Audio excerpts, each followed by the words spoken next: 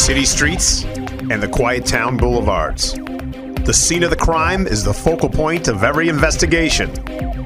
Here, you've joined the team on a thread of evidence, where your mind will be open to the exciting science of forensic investigations.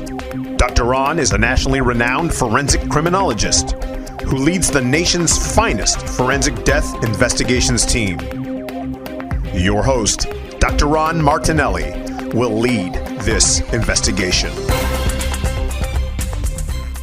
We're coming up to November 22nd, and that is the 55th anniversary of the assassination of former President John Fitzgerald Kennedy in the Daley Plaza in Dallas, Texas. With me today, I am pleased to have Angelos Lelaglou, who is a forensic animator. Angelos and I have worked on a couple of nationally prominent cases. He is currently engaged in researching and reconciling the various assassination theories. So welcome to A Thread of Evidence, Angelos. Thanks, Dr. Ron. I'm glad to be here. And let's just start right off about talking about what a forensic animator is and what you do for a living. Sure. So forensic animator, part of my job is to tell a story visually to explain what happened in an accident. And often it involves very complex issues. And I need to be able to tell that story to a layperson, someone you'd find on a jury, in a way that they can clearly understand what happened. And we've got you and Dr. Richard Zernicki, our forensic engineer reconstructionist. You are part of that team, and you are both now part of the Martinelli & Associates Forensic Death Investigations team. And I have to tell you, as the lead investigator, it's so exciting working with you guys and going out to crime scenes, death scenes with you guys, and having you do the amazing work that you do. Dr. Ron, what we actually did was we tested the single bullet theory, which is what the Warren Commission came up with, and that's really what we've focused on at this point. We'll be doing more tests on other theories later on as this project grows, but at this point, that's what we started with. And that's a very complex shooting, isn't it? It is. Yeah, a lot of things happened.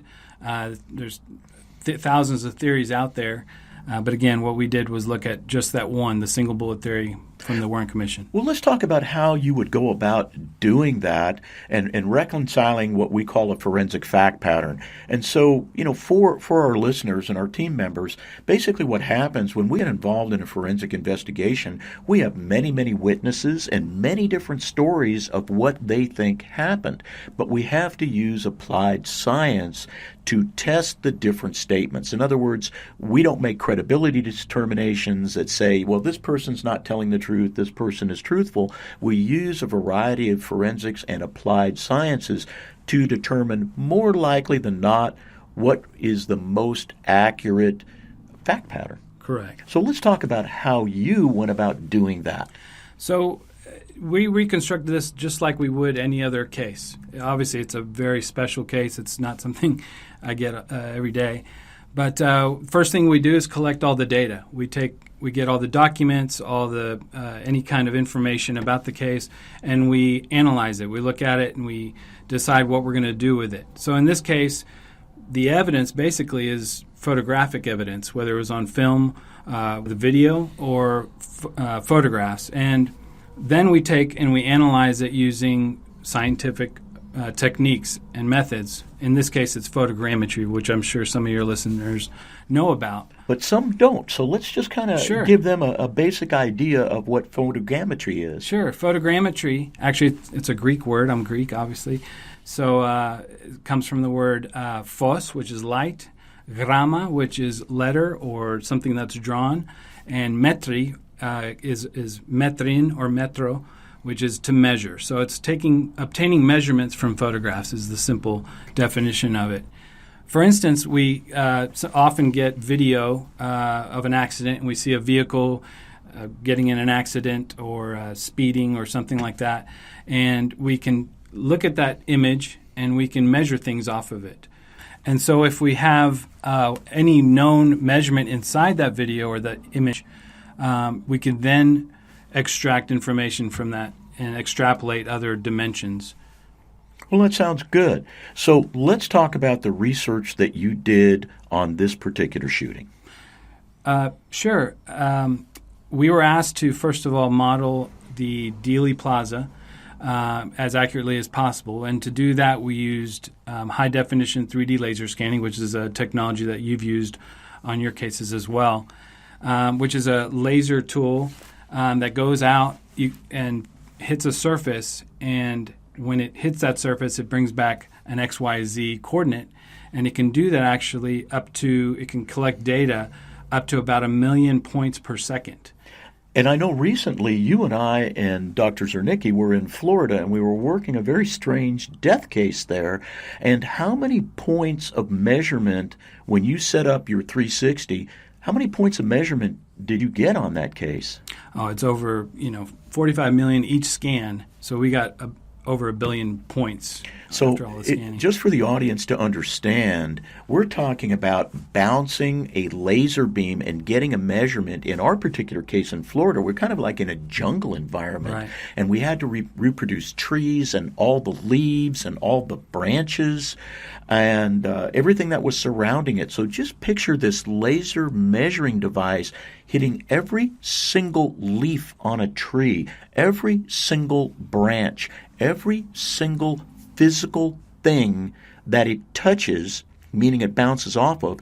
It reports that back as a measurement, and then we recreate, a 3D diagram of that. Well, it's actually called a point cloud. Excellent. And it's in full color. You can bring it back to your office. You can view it on your computer, and you can measure things just as if you're still out at the scene. So you're collecting everything there, whether you know you're supposed to measure something or you forget to measure something while you're out there. You could then later go back and measure it afterwards. So Angelos, you took your device and you went into Dealey Plaza, and we've both been to Dealey Plaza. We've both been to this shooting scene.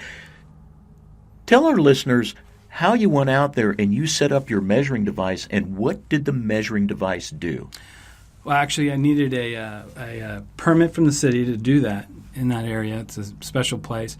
Went out there, tripod, a portable scanner, very lightweight, and just like taking photographs. You put it on there, you set up some parameters, and it starts spinning around, shooting out lasers, and you're waiting for this thing to collect all this data.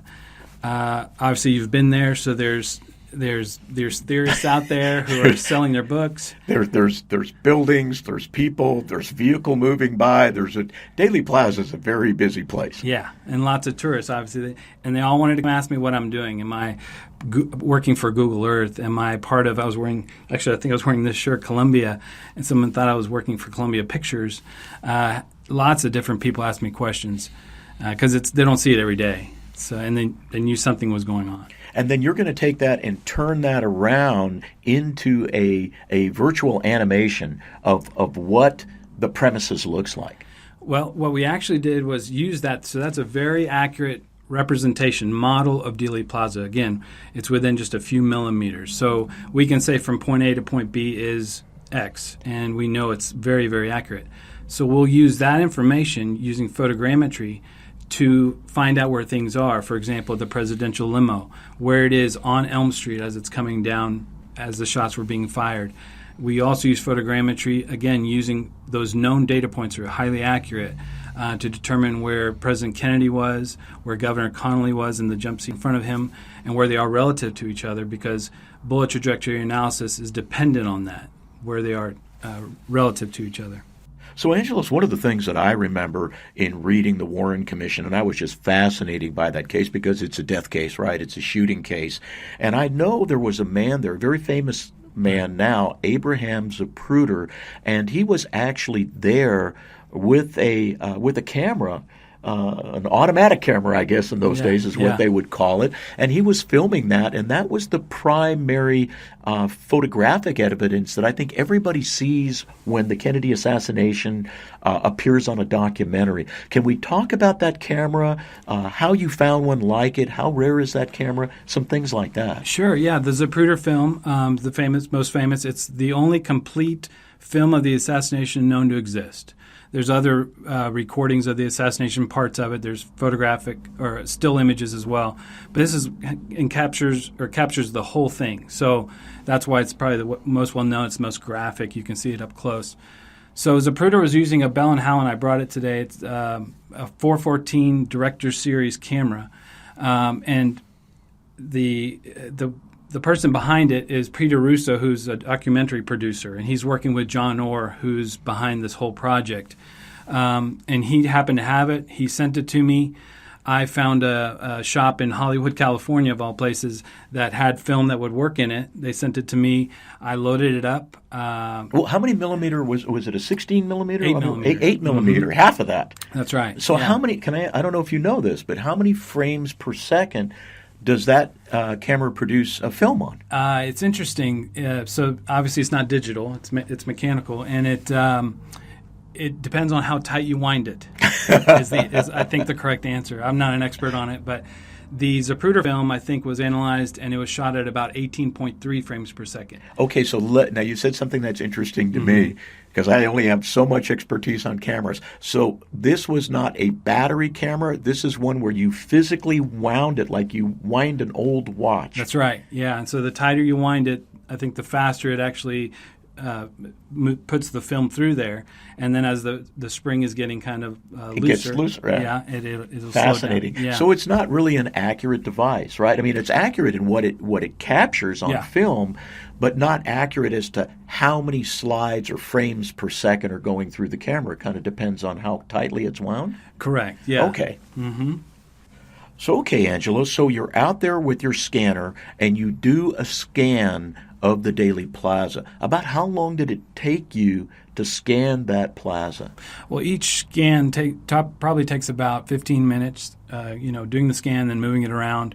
And I was out there for about 8 hours taking scans, so there was a good 20, something like that. Now, usually in the crime scenes that I deal with, we put it in one central location and we let it scan 360 degrees. Mm-hmm. Did you have to follow that methodology, or did you go to different areas around the plaza and do other scans? Because it's a big plaza in one way. One of the things that I found interesting is when I got out there, and of course I'd seen all the documentaries, I'd read a lot of books, read the Warren Report, and I pictured this big, huge plaza. Yeah. But when I got out there, it was actually a heck of a lot smaller than I thought, but still a sizable plaza. Sure. So how many places did you go to? Yeah, actually they say it's very intimate. Someone said that you could actually throw something and hit Kennedy from that window. I actually had to move it around quite a bit because the way that laser technology works is it only works with line of sight. So whatever the scanner can see,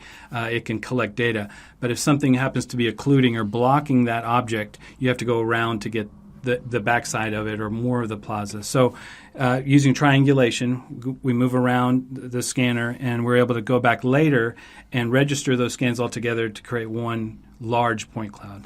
And how long does it take to create an accurate point cloud that, when I mean accurately, depicts in your 3D imaging what that plaza really looks like?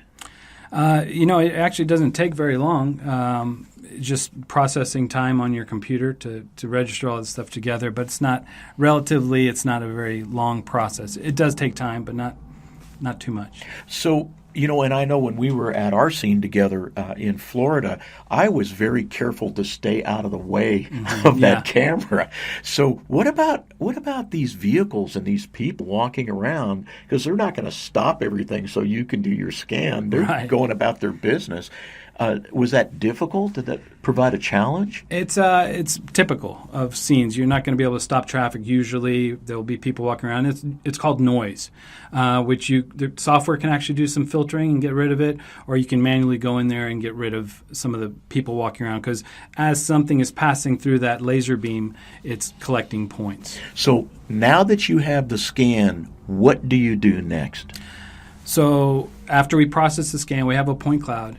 Then we take the evidence, that's the photograph or the video frame that we want to analyze, and we detect points. We select certain points or features in the film or the image that we can also see in the point cloud.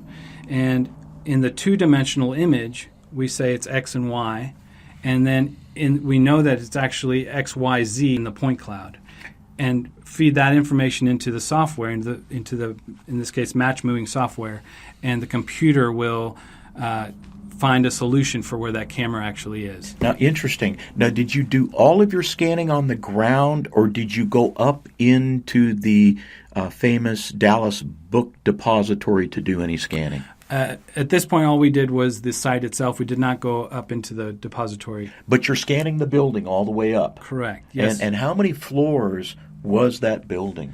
The building was 7 floors, I believe. Yes, 7 floors. And but the scanner can reach 330 meters is the furthest it can reach. And going back to Daley Plaza and comparing it back 55 years ago, how accurate was the plaza compared to 55 years ago? Because we know, going back in crime scenes, sometimes only 5 years later, there are dramatic changes. How was the integrity of the plaza compared to 55 years ago? I was very amazed that even the sidewalk joints were the same. Things around there have stayed pretty much the same. There are obvious changes. One of the most distinct changes was the Stemmons Freeway sign was removed. That's the sign that President Kennedy and Governor Connolly go behind for a little bit in the Zapruder film. And we had to recreate that, but that had been removed. So we had to use photogrammetry to reconstruct where that sign was exactly so that we can do our analysis. Another thing that had changed was the lampposts on Elm Street. Those had been changed and moved inward away from the road. So a couple of differences like that, as well as the trees are different, things like that. So, Angelos, just for our audience, when you do the point cloud, is it in color? Is it in black and white? How does that come out? It's in color. Some scanners can't do color, but most of them nowadays do color. Now, when you say color, does it approximate the existing colors, or it makes up its own colors? It actually uses just a camera that's on board, and it takes a photograph, and it projects that photograph onto the 3D point and colors it according to whatever's on that photograph. That's completely fascinating. The Out Loud perspective awaits you in life, love, politics, a healthy lifestyle, your faith, personal development, and living an out loud life on AmericaOutloud.com. Well, it's your news and entertainment network where you can listen 24/7 on our free apps on both Android and Apple.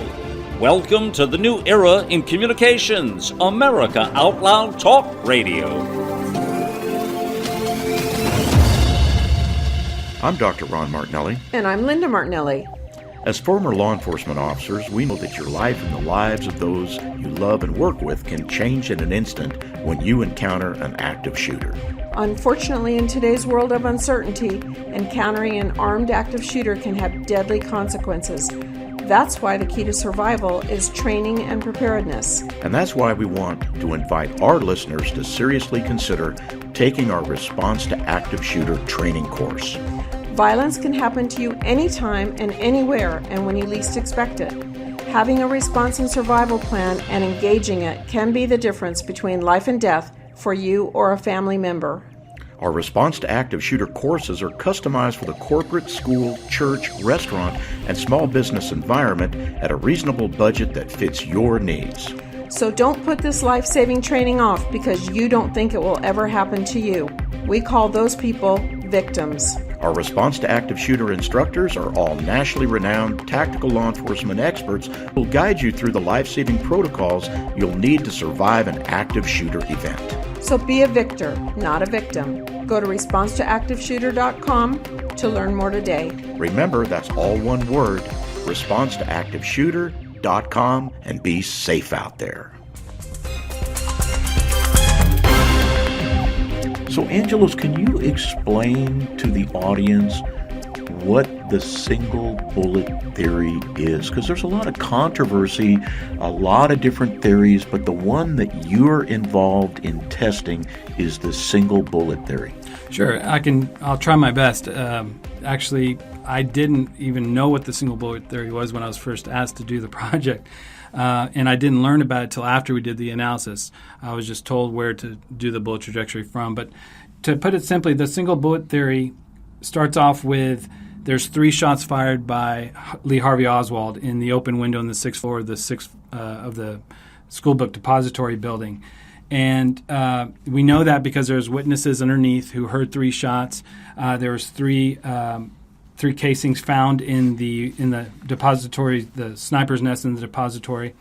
And there was also 3 hits in the limousine. So President Kennedy was hit in the back, the first hit. The second hit was on Governor Connally in the back, and then the third hit in the limousine was to President Kennedy's the back of his head. So 3 bullets, 3 shots. Everyone thought that there was just 3 shots. Everyone agreed on that. But then a man named James Tague came.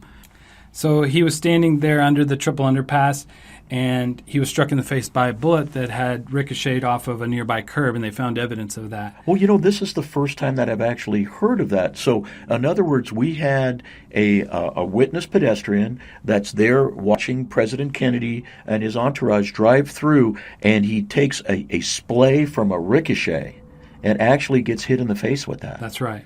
Yeah. Amazing. So now the Warren Commission has to deal with this new evidence that opens it up now to possibly 4 shots, as well as possibly multiple shooters. And then the Warren Commission didn't want that for many reasons. They wanted to be able to tell the American public that there was just a lone gunman with 3 shots. So in order for that to happen, they came up with what's called the single bullet theory. And that is that one of the bullets that Oswald shot from the window hits President Kennedy in the back. Actually, they say the neck, slightly to the right of the spine, exited the president's neck, and then entered Governor Connally in the right armpit, exited his chest, goes through his right wrist, and then embeds in his left thigh. And that's the theory and the fact pattern that I have always read and seen on television. That's what we were taught in school. That's what I recall hearing. Right. Only one suspect, Lee Harvey Oswald. Yeah, that's right. Well, so Angelus, did the Warren Commission conclude the order that the bullets were fired and when they were fired? Actually, it's my understanding that they couldn't figure that out, and that's why it's called a theory, because half of the commissioners couldn't agree on it, and 2 of them actually wouldn't even sign anything that talked about that. But they did specify that that single bullet was shot between frame 210 and 225 of the Zapruder film. So what's going on during that time frame? So at 210, we see Governor Connally and President Kennedy go behind that Stemmons sign.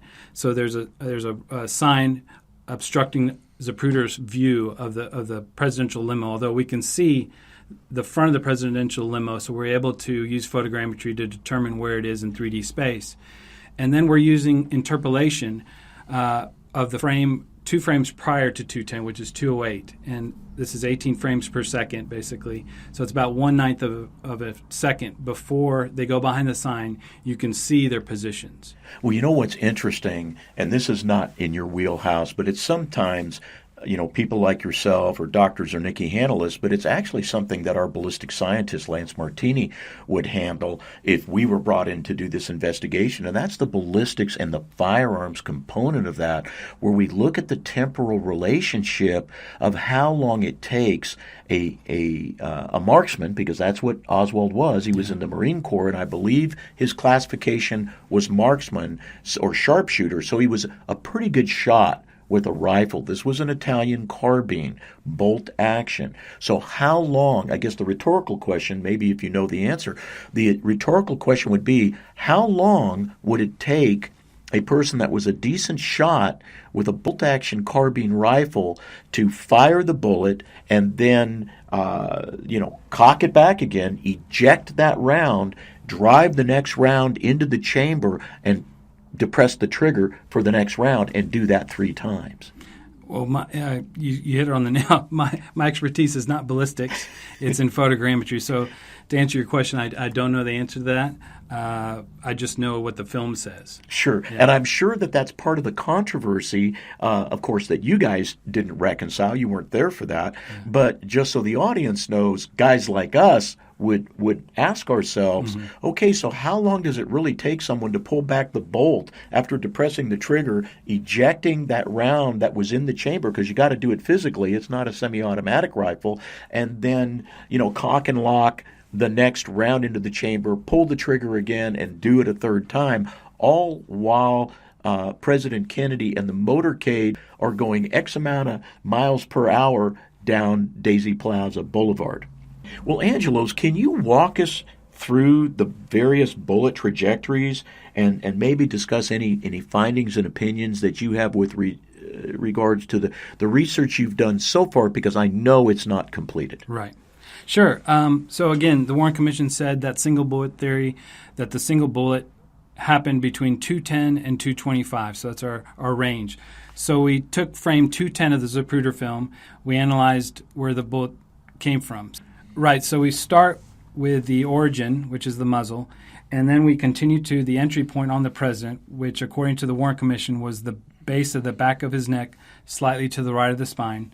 And then if you continue that trajectory in a straight line, which is what the Warren Commission said, since it just hit soft tissue, according to them, it would exit the front of the president's neck, and then it would strike Governor Connally in the middle of the back, right of his spine, and not in the right armpit, as the evidence shows it did. Well, that's fascinating. Let me ask you a question for our audience.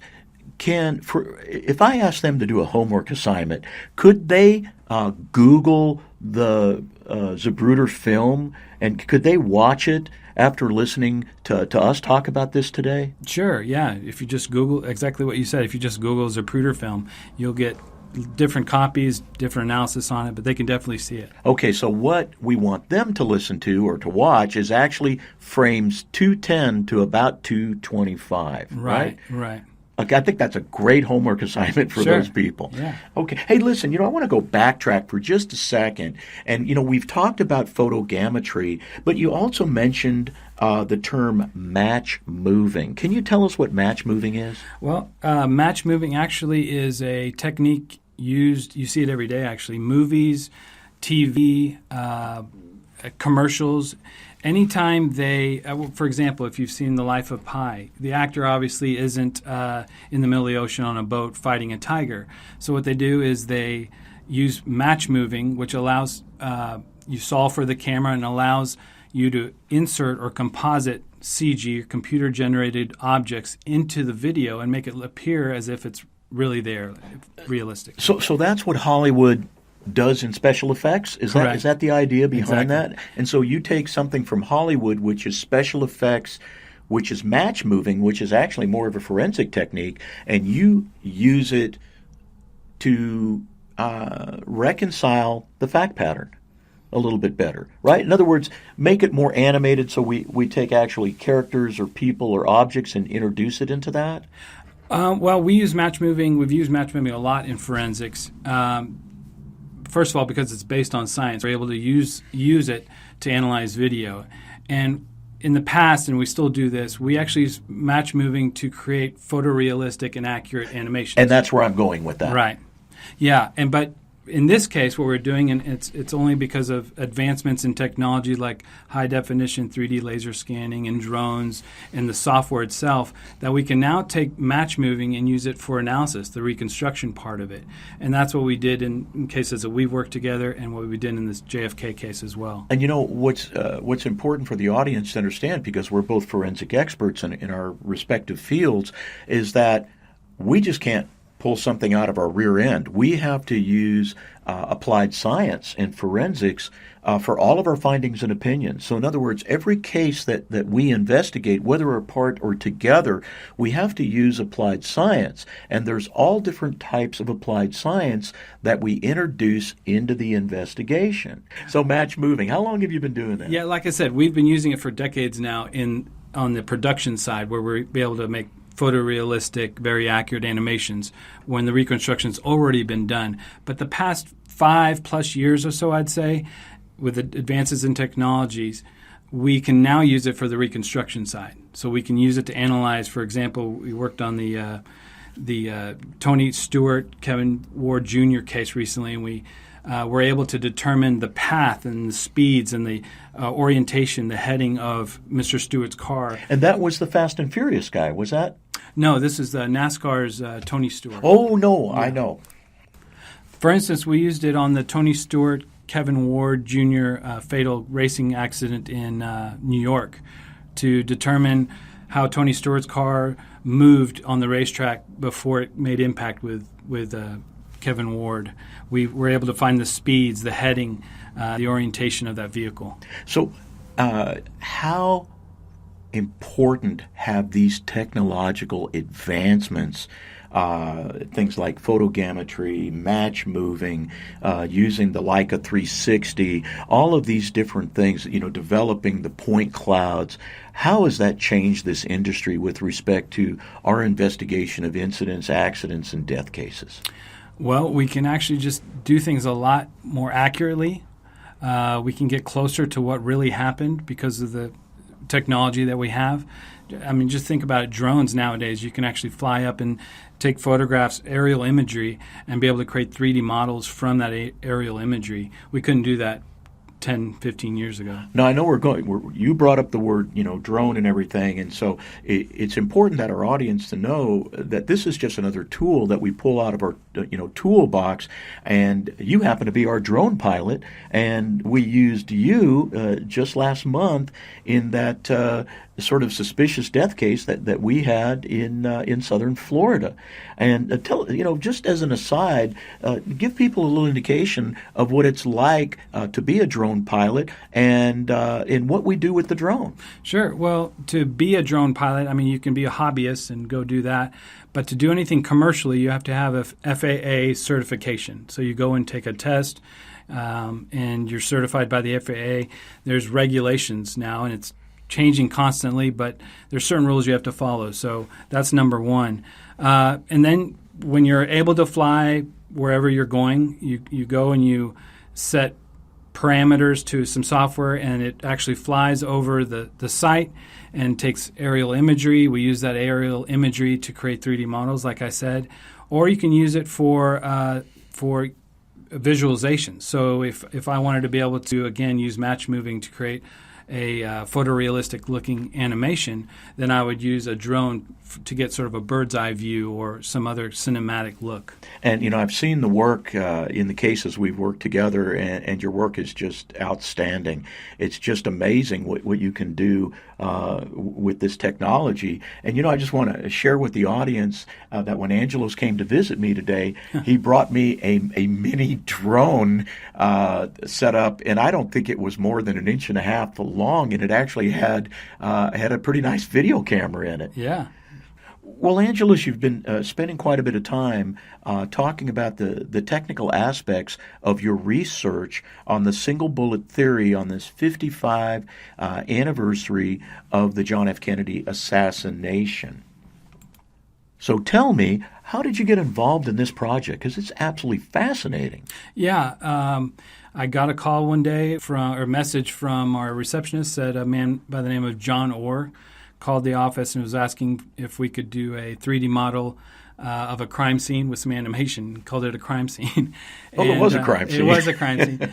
And I called him back, and he proceeded to tell me he needed a very accurate, highly accurate model of Dealey Plaza to test some theories about the single bullet theory on the JFK assassination. So what do you think the end game of the research project is going to be about it? Is it a new documentary? What do you think is going to come out of this? It could be a documentary. I think that's what they were looking to do.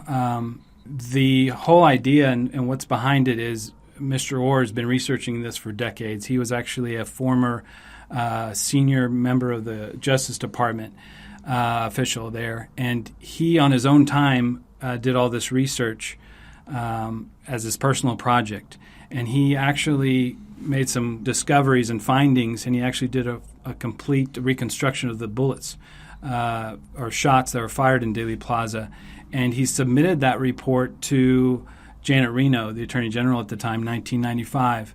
And that report led to the reopening of the investigation, where the FBI did more scientific testing, DNA testing on the bullet fragments.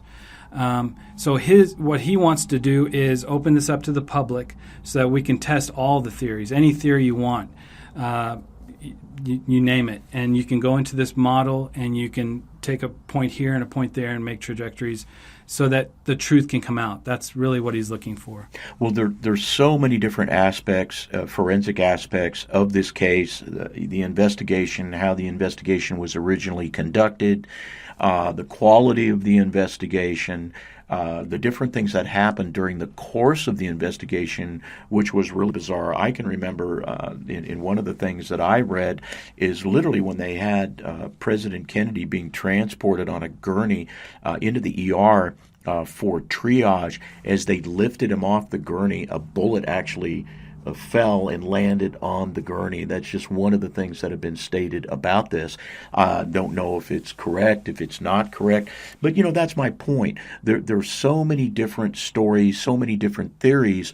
What I like about the work that you are doing and knowing you personally, as I know it's going to get done right, because you're all about the facts and forensic evidence, and this is the level of investigation we have to have with probably one of the most important murders that we've had in the United States within the last 100 years.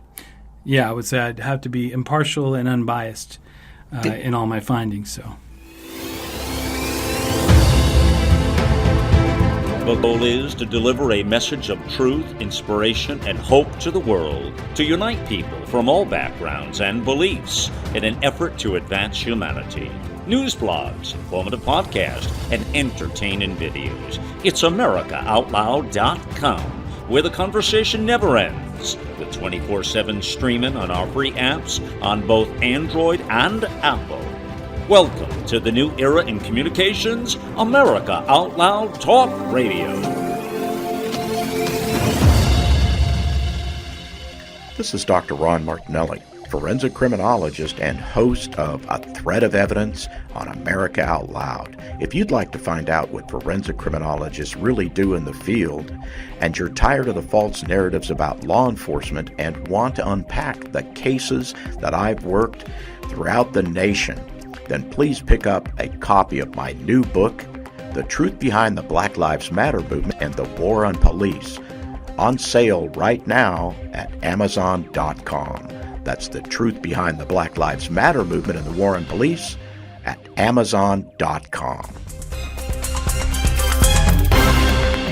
Well, Angelos, your information on the research that you're doing on the single bullet theory on the John F. Kennedy assassination is fascinating. So I think people are very interested in you and your background. Why don't you tell me about your background and how you got into this intriguing area of forensics?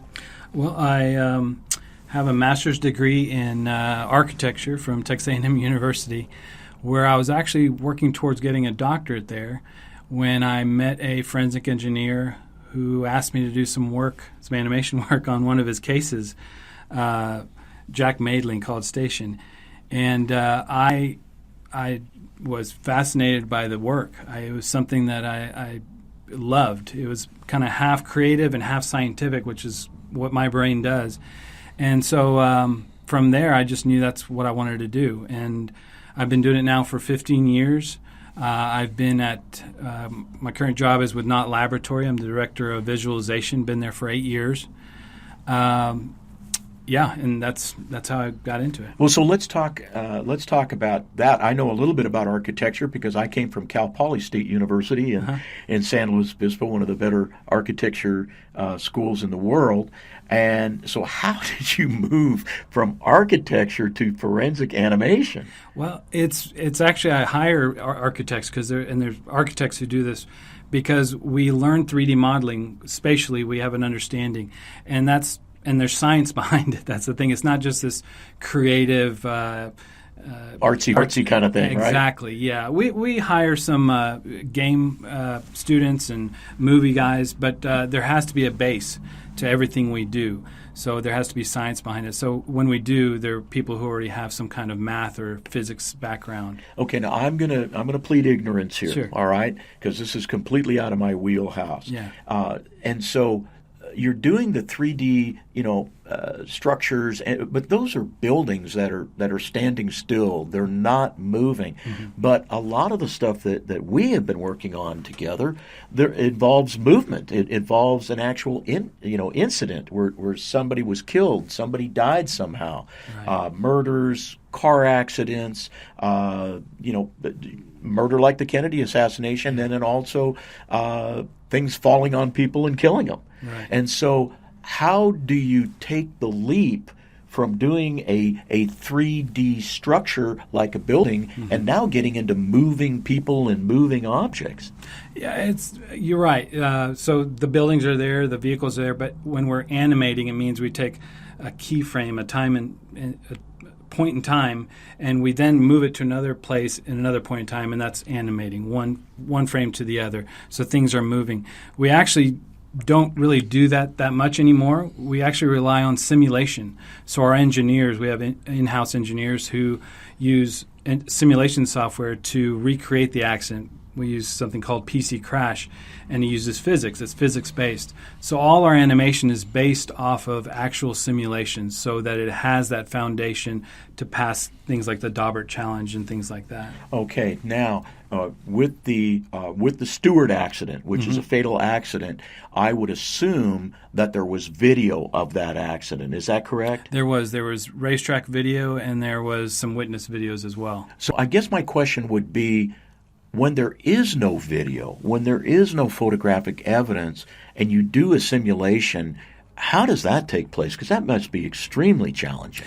Well, what we do is we take any available evidence, and that usually is, in the case of a vehicle accident, some kind of tire marks, debris, if it hits a pedestrian, bodily fluid.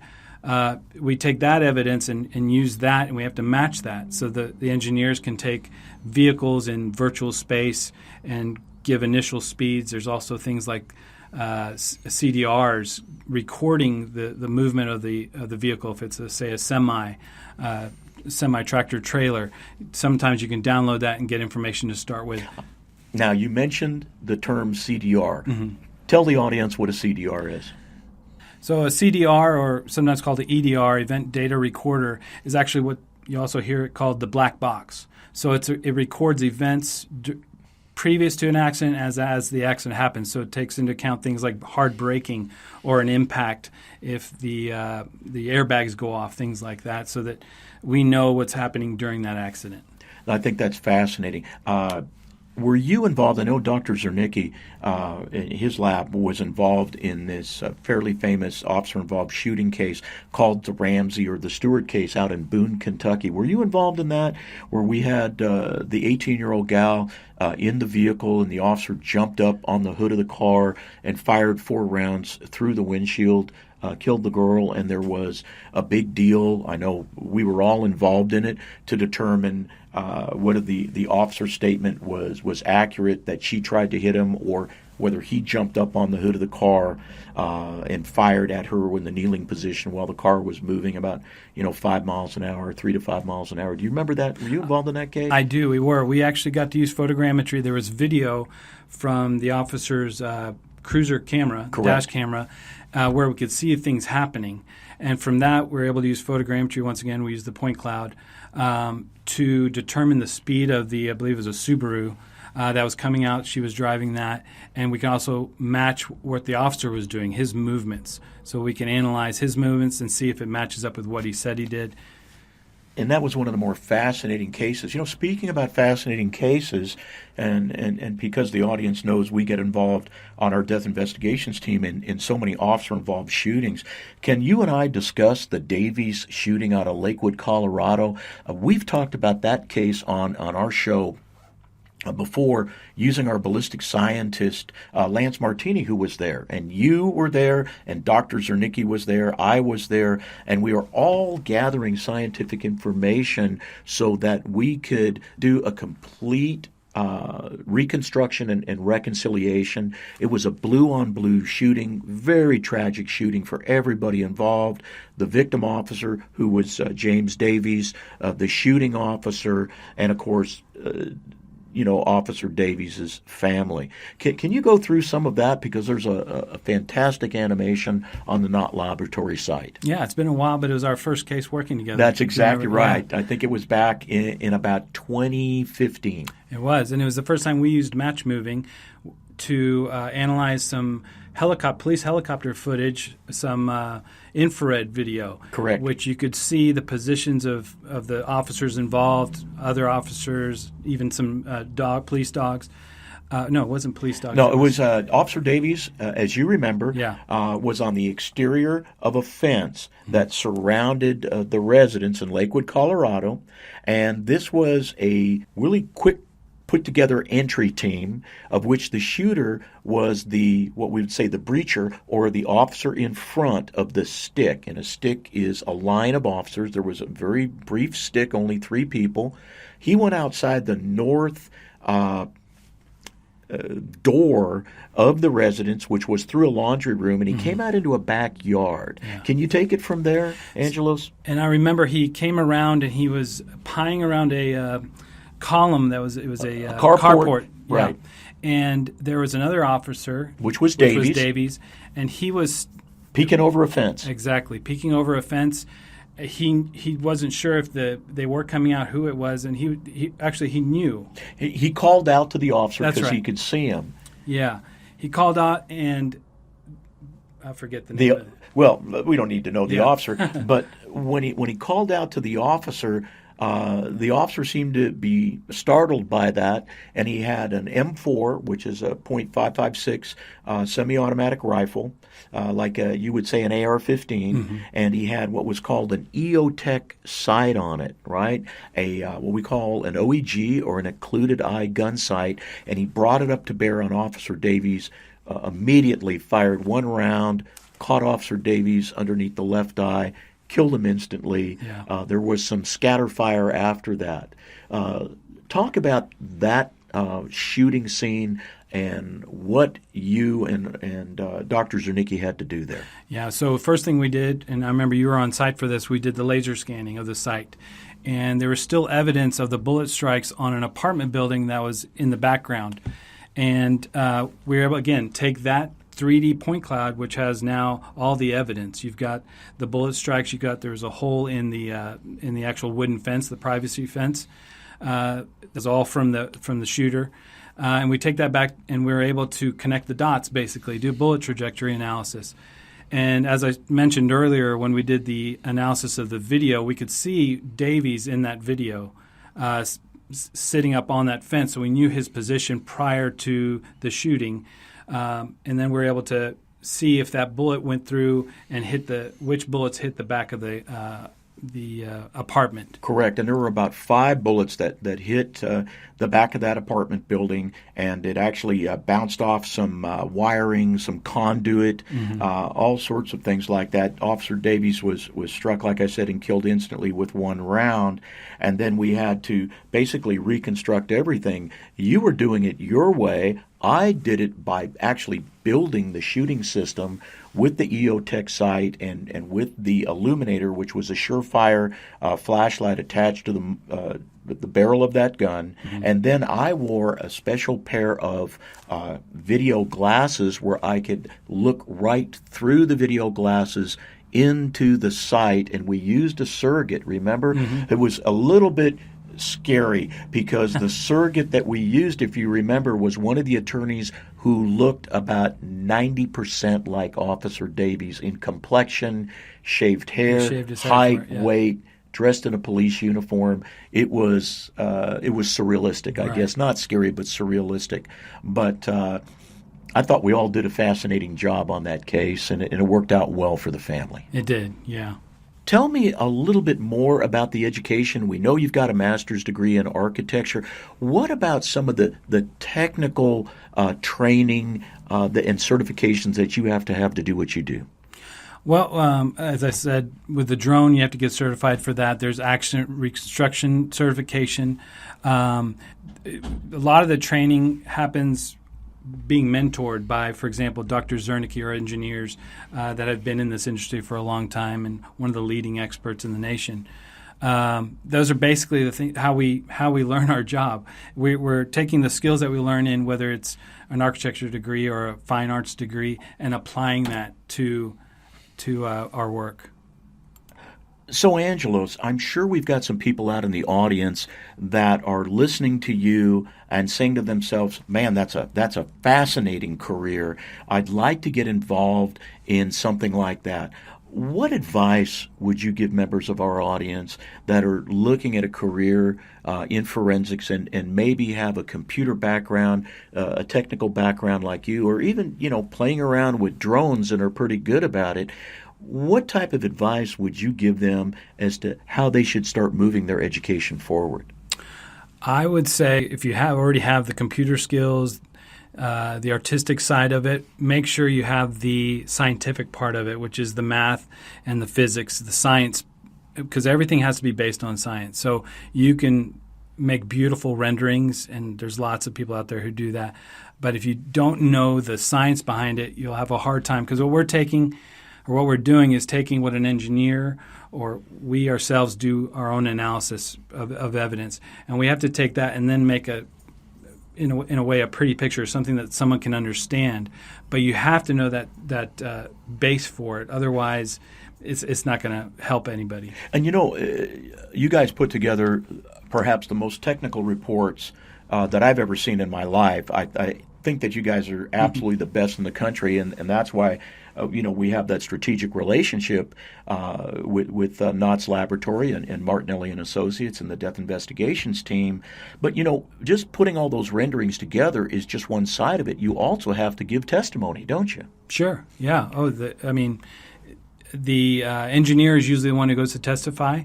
Animators go as well sometimes to explain, for example, match moving or photogrammetry, to explain how those findings were made. They have to be able to be based on science. So whether the engineer or the animator can do that and have it apply or admissible to the court. Right. And earlier you mentioned the word dauber, and I think we've talked about dauber before on a thread of evidence. And a dauber motion, or actually a dauber hearing, is where we're asked questions. It's more of an interrogation about what our education, training, and experience is, and why our findings and opinions are valid, why they're scientifically based. So we look at peer-reviewed reports or articles that we've written, special training that we have, things like that. But you have to be able to talk to the trier of fact, which is a judge or a jury, huh? Right. So you got to synthesize very, very technical things like we're talking about here on a thread of evidence, but make it palatable and understandable so that a basic jury member that has no experience or training in that can understand just what we're doing. Yep, and that's my job. Well, let's go back to the Kennedy assassination single bullet theory project. Just where is that project right now? So it's currently on hold. Mr. John Orr and Peter Russo, the documentary producer, were funding this out of their own pockets, and they've exhausted those funds. So at this point, they are going around and trying to get investors. And actually, they've been involved with a Hollywood producer who heard about the project and was interested, and actually spent about 2 hours showing this producer the animations. And there's other investors who are also interested. So if somebody wanted to get, somebody's interested listening to this and say, oh man, that is so cool, I wish I could get involved in some aspect of this project as an investor, how could they go about doing something like that? Yeah, the best thing to do, I can give you John Orr's contact information and contact him directly, and he'd be happy to do one-on-one with you and talk to you about the opportunity to contribute and invest in this project. Well, go ahead and give out the email address so people can get a hold of you or contact information for John Orr. So if you want to contact John Orr, the best way would be to go to the following URL, which is www.mountainrivercabins.com/JFK. And on that page, you'll be able to find more information about it. It actually has the report that he submitted to Janet Reno, and then there's an email at the very bottom to be able to contact Mr. Orr. Let's give it out one more time.